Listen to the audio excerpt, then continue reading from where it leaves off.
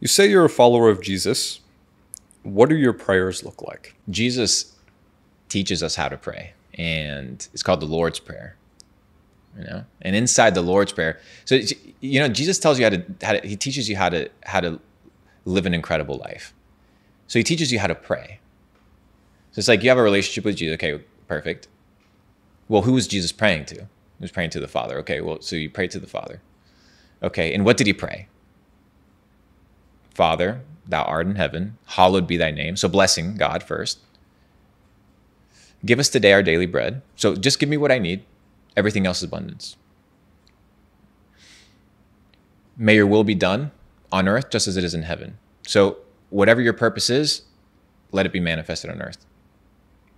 Forgive us as we forgive those that trespass against us. So God will give you in proportion to how you treat others.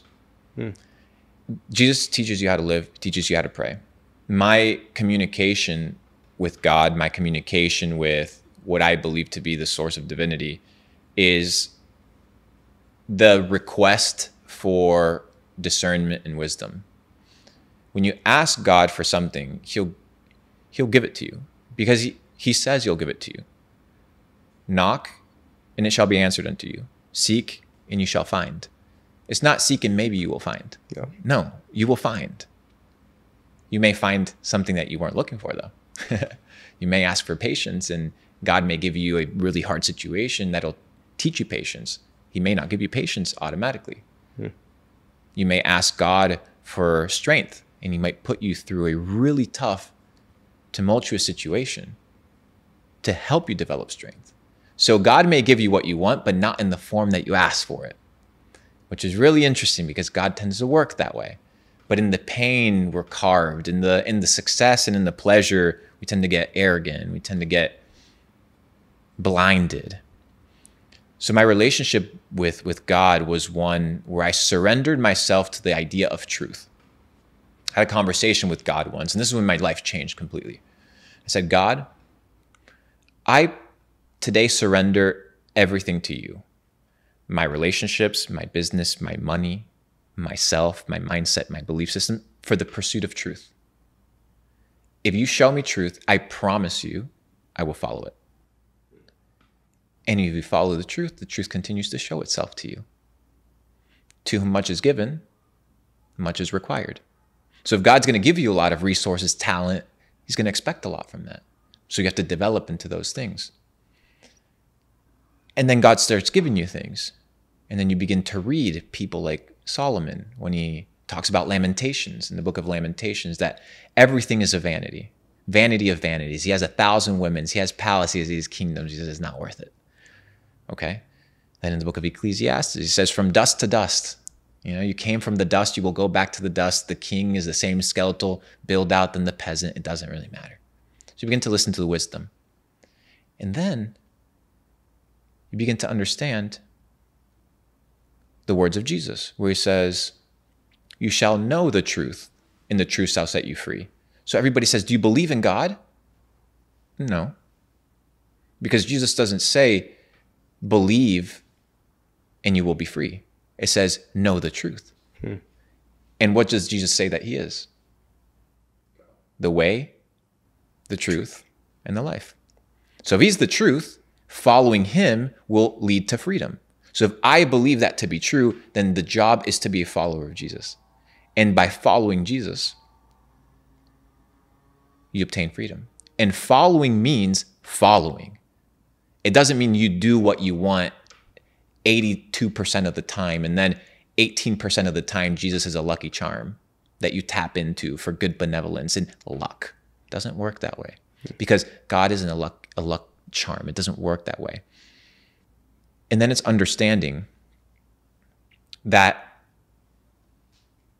the rain falls on the just and the unjust.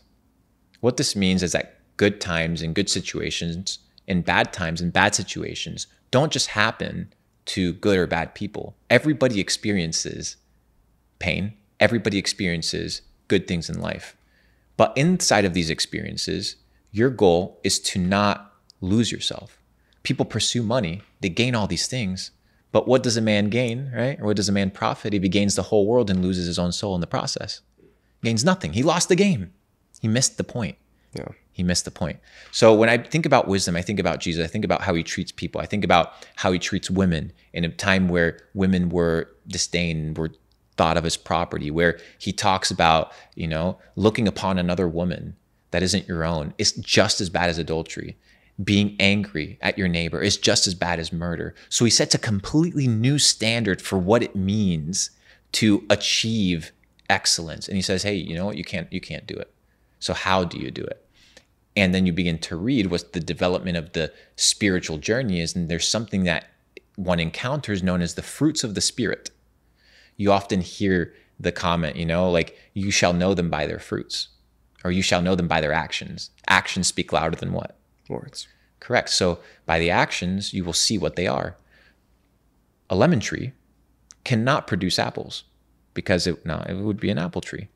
So it doesn't matter how many times the lemon tree identifies as an apple tree. If it produces lemons, it's a lemon tree. So if you call yourself a Christian, it doesn't matter what you say. What does your life reflect? If you call yourself a follower of Jesus, it doesn't matter what you say. What does your life reflect? And it's all about the fruits, the results. Faith without works is dead. Talk about faith in action. But there's these fruits of the Spirit. So it's like, okay, well, you have this transformation. You're becoming a better person. You're getting closer to God, which makes you, develops you and takes out all the toxicity inside of you. And you begin to hear about what are these fruits. Fruits are, we're talking about these manifestations that come out. And you have something called the fruit of the Spirit. Galatians chapter 5, verse 22. Love, joy, peace, patience, kindness, goodness, faith, gentleness, self-control. These are the things that come, that naturally are birthed, right? The good things are birthed from a relationship with God, not from forced. So when people are like, oh, you have to work hard to be a good person. No. You have to be transformed, like Jesus says, and like Paul talks about in the New Testament, by the renewal of your mind. You're not transformed by going to church and listening to the pastor talk to you about what God says. No. You're transformed by the renewal of your mind. So by renewing your mind, you get transformed. How do you renew your mind? Wisdom. What is wisdom?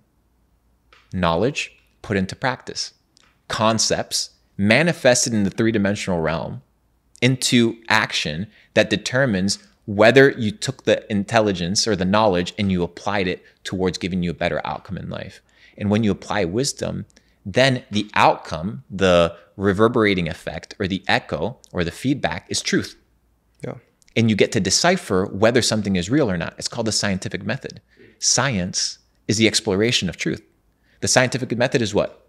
Observation, hypothesis, thesis, analysis, testing, cross-testing, and coming down to a conclusion, and then optimizing. That's what we do with truth. It's the process of the scientific method. Science is one of the most spiritual things in the world. It's a combination of understanding that we're just pursuing truth. And you talk about whether it's theology, whether it's with philosophy. Like, what is philos? What is philosophy? People talk, you see all these philosophy channels. Well, what is philos? Philosophy. Philos means wisdom. Philosophy is the study of wisdom. How do you study wisdom? How? That needs to be discovered. Because if wisdom is what inclines you towards better choices in life, then the pursuit isn't to make better choices. The pursuit is to find what? Wisdom that will change you from the inside out. And that manifestation and that change will reflect into a new life.